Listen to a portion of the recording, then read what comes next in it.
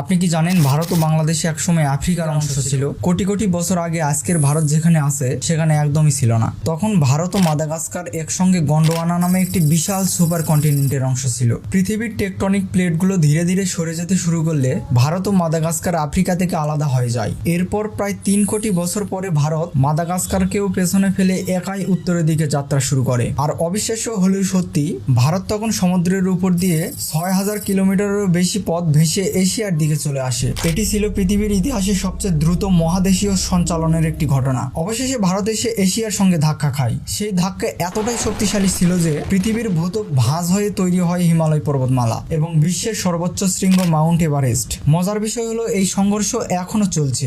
ভারতীয় প্লেট এখনো এশিয়ার দিকে ধাক্কা দিচ্ছে, আর সেই কারণেই এভারেস্ট প্রতি বছর প্রায় 1 সেন্টিমিটার করে বৃদ্ধি পাচ্ছে। পৃথিবীর সবচেয়ে উঁচু পর্বতমালা আসলে কোটি কোটি বছর ধরে চলতে থাকা এই বিশাল সংঘর্ষেরই ফল।